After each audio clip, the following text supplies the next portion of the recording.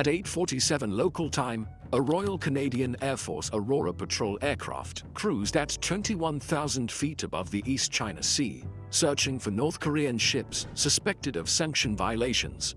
Until suddenly, it wasn't routine. Unbeknownst to the Canadian crew, China had launched one of its most capable fighters. Radar showed a contact at bearing 047, 12 nautical miles away. Below, a tanker floated low, AIS disabled. Likely fully fueled, its outline matched several UN-flagged vessels. The MX-20 electro-optical turret beneath the Aurora's nose rotated toward the contact, its camera powerful enough to read large numbers from 25,000 feet. Infrared revealed heavy heat from the engine room consistent with a vessel moving fast to the meeting point. In visible light, the ship's name had been freshly painted over in a mismatched color. The Aurora's 4 Allison turboprops adjusted blade pitch as the aircraft descended to 15,000 feet for better imaging angles. The crew had done this many times: photograph the hull, record the transfer, send proof to the UN, and let diplomats handle the aftermath.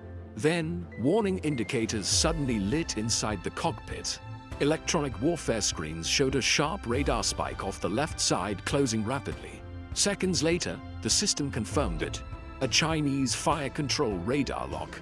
Someone wasn't just observing, they were aiming. The co-pilot spotted the aircraft visually at 11 o'clock, a dark shape emerging from morning haze, twin engines trailing vapor as it dove toward their altitude. The jet accelerated, no routine intercept. This looked like a takedown. The J-16 crossed directly in front of them at roughly 400 feet, close enough to see the pilot's helmet snap toward them as he passed.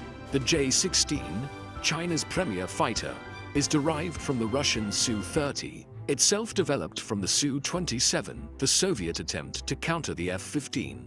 Its AESA radar, made of hundreds of transmit modules, could guide a missile all the way to impact. With combined speeds nearing 900 miles per hour, intercept and collision was separated by less than a second. 3 seconds later, invisible vortices struck, slamming the Aurora's control surfaces. The autopilot disengaged instantly.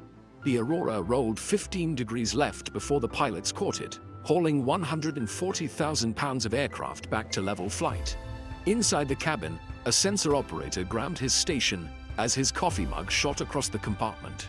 The captain held course. The Chinese pilot wanted them to retreat. Canada wasn't retreating.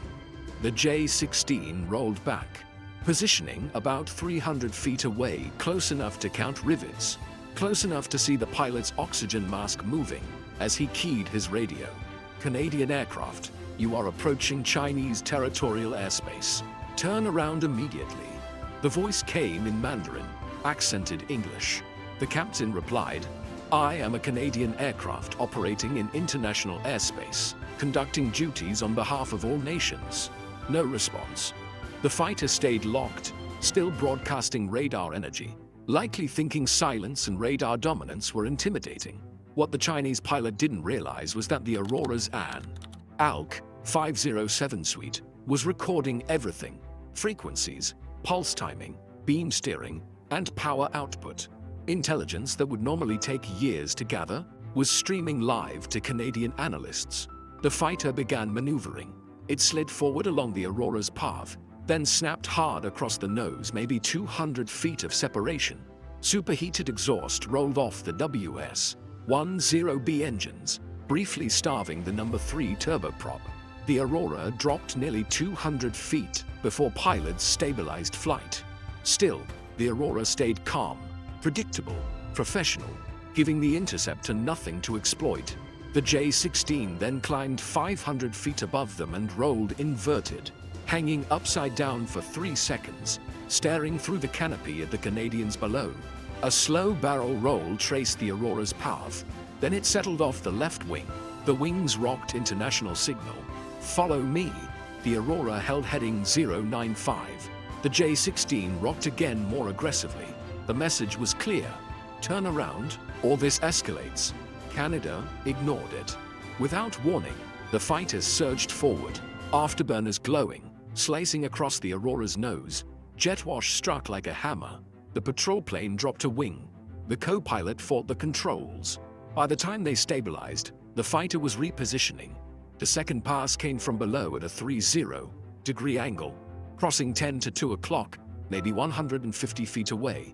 The Aurora flew through the exhaust plume for 3 seconds, scorching air making the turboprops cough. The captain held course. Reaction would become propaganda footage. Then the J-16 climbed nearly vertical, rolled inverted at 8,000 feet, paused, and dove back in a high G brake. Every second of that climb, every roll, every dive, was logged. Rate of ascent, energy loss, radar reacquisition streaming to Canadian intelligence. The crew adapted to grim routine, maintaining course while a fighter hovered off their wing, waiting for a mistake. Below, the suspect tanker continued its transfer. MX-20 kept recording. The mission continued. Suddenly, another contact appeared on radar, bearing 270, altitude 30,000 feet, descending from the western sun. Another J-16, this time carrying PL-15 radar-guided missiles. No radio call, just a jet closing at nearly 600 knots. Cameras and sensors automatically tracked. The fighter pulled into tight formation, 130 feet off the right wing, slowly creeping closer. 100 feet, 80 feet, less than 60. One small movement and collision could occur. Target fixation could end both flights. The captain held the yoke steady.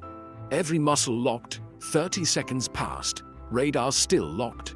The J-16 surged forward, throttles to idler brake check. The Aurora's massive turboprops slowed only gradually. Stall warnings blared. Collision countdown. 8, 7, 6. The fighter accelerated and passed beneath them. Roughly 100 feet to spare. Jet wash slammed the Aurora's engines. Number 4 turboprop stalled, yawing the aircraft. Pilots corrected. Systems stabilized. 9 hours after departure, the Aurora landed at Kadena. Engines intact, crew steady, intelligence already transmitted to Five Eyes headquarters. The Chinese pilots lightly congratulated themselves. What they didn't realize was simple. The Canadians would be back tomorrow.